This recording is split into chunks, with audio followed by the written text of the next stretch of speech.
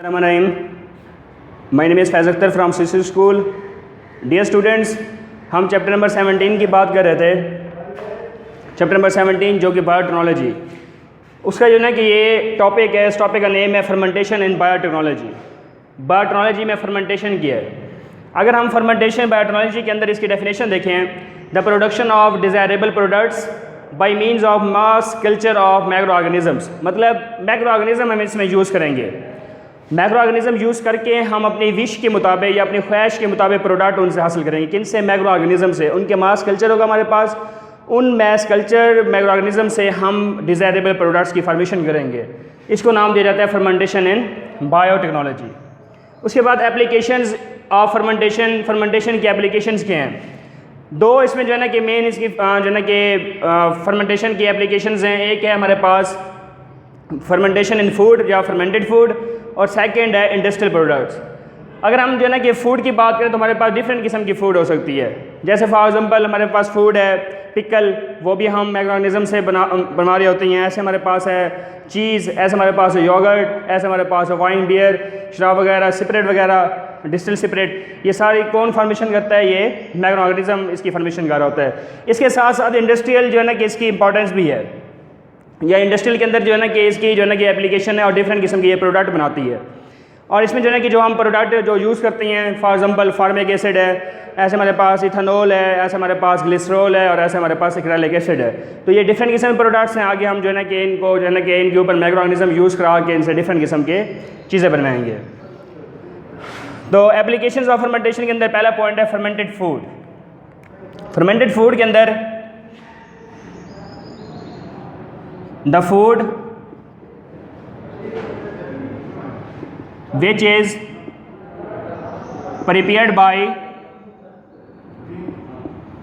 microorganisms, जो microorganisms इन जो है ना कि फूड की फॉर्मेशन करते हैं या उसको तैयार करते हैं। तो ये जो है ना कि जो फूड होती है, the food which is prepared by microorganism, these are या this is in high nutritious tastable, और उसके बाद लो प्रिजर्वेशन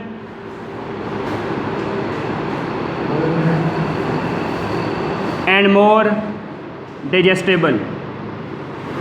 अब इसका मतलब क्या होगा कि जो फूड माइक्रो ऑर्गेनिज्म की तरफ से बनाई जाती है वो फूड जो है अपने न्यूट्रिशन हवाले से बहुत ज़्यादा होती है, न्यूट्रिशियस। उसके बाद टेस्टेबल होती है, मतलब कि ये अपने जायके में अच्छी होती है। उसके बाद जो है ना कि हम इस खुराक को प्रिजर्व जो है ना जो कार्य होते हैं, लो प्रिजर्वेशन होती है हमारी, लो प्रिजर्वेशन। मतलब कि हम इसको रेफ्रिजरेशन के अंदर जो है ना कि रख देते हैं, रेफ्रिजरेटर के अंदर रेफ्रिजरेट करते हैं, तो वो भी हम क्या करते हैं, इसको लो करते हैं। और ये जो फूड होती है ये क्या होती है, मोर डाइजेस्टेबल होती है। उसके बाद जो है ना कि डिफरेंट किस्म के आगे जो है ना कि हमारे पास इसके प्रोसेस हैं। इनमें फर्स्ट ऑफ ऑल जो पहला प्रोसेस है वो है सीरियल प्रोडक्ट्स। Serial products. अब सीरियल प्रोडक्ट्स के अंदर क्या चीज़ होगी हमारे पास? वो होगी हमारे पास ब्रेड हो सकती है, बन्स वगैरह हो सकती हैं। तो ये कौन इसकी फॉर्मेशन करता है? वो करता है यीस्ट, वो करता है यीस्ट। और यीस्ट कौन सा होगा? उसका नेम होगा सैक्रोमाइसेस सेरेविसियाई। ये यीस्ट या फंगस यूज़ होता है जिससे जो है ना कि ब्रेड और बन्स बनाए जाते हैं। ये हमारे पास क्या होगा? सीरियल प्रोडक्ट्स होगा।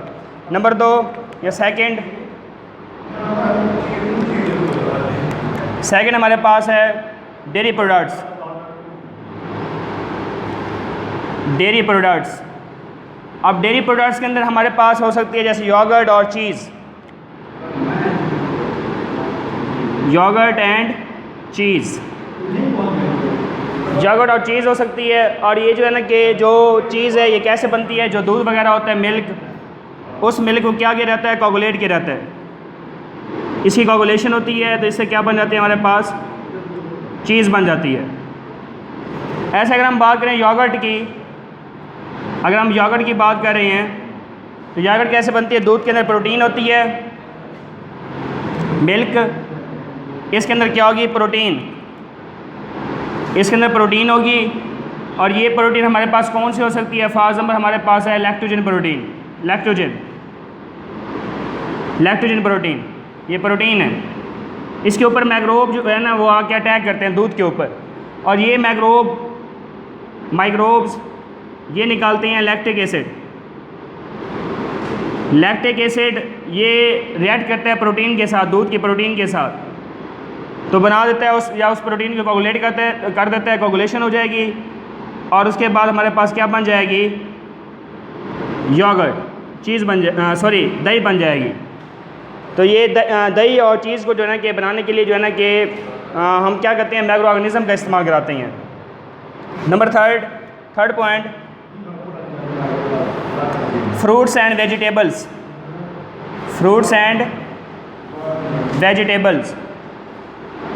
अगर हम फ्रूट्स और वेजिटेबल्स की बात करें तो ये जो है ना कि फ्रूट्स और वेजिटेबल्स इनको हम जो है ना कि प्रिजर्व कर सकते हैं, महफूज कर सकते हैं। इनको हम प्रिजर्व कर सकते हैं, महफूज कर सकते हैं। कैसे? By using of salts and acids और साल्ट का इस्तेमाल करके हम इस खुराक को क्या बना सकते हैं? महफूज कर सकते हैं, फ्रूट और वेजिटेबल्स को। नंबर 4 हमारे पास है नंबर 4 बेवरेज प्रोडक्ट्स। बेवरेज मतलब है कि शराब साजी। इसमें हमारे पास जो है ना कि जो सीरियल ग्रेन्स होते हैं, सीरियल ग्रेन्स, इनकी माल्टेशन होती है, मतलब कि ये माल्टेड होती हैं, ड्राइड किए जाती हैं और ग्राउंड किए जाती हैं। सीरियल ग्रेन्स जो होंगे उनकी माल्टेशन की जाएगी, उनको ड्राई किया जाएगा, उनको ग्राउंड किया जाएगा। उसके बाद ये जब ग्राउंड हो गया ये कन्वर्ट हो जाएंगे पाउडर के अंदर। हम इस पाउडर पर क्या यूज़ कराएंगे? यीस्ट माइक्रो ऑर्गेनिज्म, ये जो है ना कि यूज़ कराई जाएगी यीस्ट पाउडर के ऊपर। ये यीस्ट क्या करेंगे? पाउडर के अंदर क्या होगी? ग्लूकोज। ये माइक्रोब उस ग्लूकोज को कन्वर्ट कर देंगे पैरविक एसिड के अंदर, फिर इस पैरविक एसिड को कन्वर्ट किया जाएगा किसके अंदर? इथेनॉल के अंदर, शराब के अंदर। तो ये हमारे पास जो है कि ये पॉइंट बन जाएगा बेवरेज। ऐसे जो है कि हम डायरेक्ट भी बना सकते हैं, डायरेक्ट फर्मेंटेशन कर सकते हैं। किसकी? ग्रेप्स इसकी फर्मेंटेशन की जाएगी, और फर्मेंटेशन से हम क्या बना सकते हैं? वाइन वगैरह, शराब वगैरह, ग्रेप वाइन भी हम बना सकते हैं। तो ये हमारे पास जो है कि कौन सा पॉइंट आ जाएगा? Fermented food. नेक्स्ट पॉइंट हमारे पास इंडस्ट्रियल प्रोडक्ट्स। अब डिफरेंट किस्म के इंडस्ट्रियल प्रोडक्ट्स हैं, जैसे फॉर एग्जांपल फार्मिक एसिड।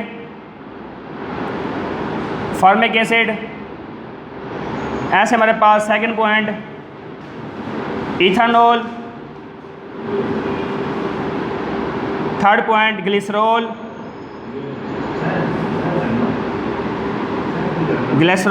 और नंबर 4 एक्रेलिक एसिड।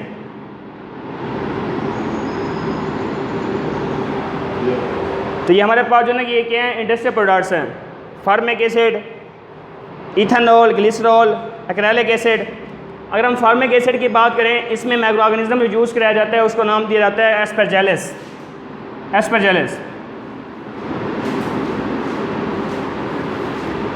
एस्परजेलिस ये क्या है? माइक्रो ऑर्गेनिज्म है। और फार्मिक एसिड के ऊपर ये एस्परजेलिस यूज़ कराया जाता है। तो फिर जो है ना कि फार्मिक एसिड को हम जो है ना कि डिफरेंट किस्म के इसकी जो है ना कि यूजेस में जो है ना कि हम इसको जो है ना कि अप्लाई करते हैं। फॉर एग्जांपल हमारे पास है टेक्सटाइल, सेकंड पॉइंट डाइंग, उसके बाद लेदर इंडस्ट्री या लेदर ट्रीटमेंट ले सकते हैं। ऐसे हमारे पास रबर एंड इलेक्ट्रोप्लेटिंग, इनमें इसका यूज़ है, इलेक्ट्रोप्लेटिंग। ये हमारे पास जो है प्रोडक्ट हैं, प्रोडक्ट्स की बात करें हम, और ये हमारे पास माइक्रोब्स, और ये आगे हम इनके यूजेस की बात करेंगे। सेकंड पॉइंट है इथेनॉल। इसके ऊपर हम माइक्रो ऑर्गेनिज्म जो यूज़ कराते हैं उसका नाम जो होता है सैक्रोमाइसिस। ये माइक्रोब है सैग्रोमाइसिस। तो इसका यूज़ क्या है, ये एज ए सॉल्वेंट के तौर पर यूज़ होते हैं, solvent as a solvent and formation of vinegar and beverage, शराब वगैरह, और उसके बाद जो ना कि सिरका, इसको जो है कि बनाने के लिए जो है कि हम यूज़ कराते हैं इथेनॉल को। ऐसे हमारे पास थर्ड पॉइंट है ग्लिसरॉल। इसके ऊपर जो है कि हम कौन से माइक्रोब यूज़ कराते हैं, सैग्रोमाइसिस। सेम जो है कि यीस्ट हम यूज़ करा रहे हैं सैग्रोमाइसिस, और ग्लिसरॉल जो है इसके यूजेस क्या होंगे, ये एज ए सॉल्वेंट यूज़ होते हैं, एज ए सॉल्वेंट। उसके बाद कॉस्मेटिक्स, सोप, उसके बाद plastic and as a sweetener. मतलब इसको सॉल्वेंट के तौर पर हम यूज़ करते हैं ग्लिसरॉल को। उसके बाद ये कॉस्मेटिक में यूज़ होते हैं, कॉस्मेटिक्स, क्रीम पाउडर वगैरह, सोप, साबुन में। उसके बाद प्लास्टिक। उसके बाद यहाँ पर हमारा एक और पॉइंट भी है प्रिंटर, प्रिंटर में भी इसका यूज़ है, प्रिंटर में। उसके बाद एज ए स्वीटनर ये यूज़ होता है, मतलब मिठास पैदा करने के लिए, मिठास के लिए हम ग्लिसरॉल को मतलब पानी के अंदर या शरबत के अंदर यूज़ करें तो उसकी मिठास जो होगी स्वीटनर वो बढ़ जाएगी, मिठास के तौर पर यूज़ होता है। एक्रेलिक एसिड, इसके ऊपर हम कौन सा ऑर्गेनिज्म यूज़ कराते हैं, उसका नाम है बेसिलस। बेसिलस ये माइक्रो ऑर्गेनिज्म है। इसका यूज़ क्या होगा, ये प्लास्टिक की तैयारी में इस्तेमाल किया जाता है, plastic manufacturing of plastic manufacture, plastic को बनाने में एक्रेलिक एसिड यूज़ होता है। तो ये जो है ना हमारे पास इंडस्ट्रियल प्रोडक्ट्स हैं, इनके ऊपर भी हम क्या यूज़ करा रहे हैं, मैक्रोब्स। तो मैक्रोब्स जो है वो डिफरेंट किस्म के आगे इनके क्या हैं, यूजेस हैं। तो ये टॉपिक था हमारा fermentation and biotechnology. Okay, thank you.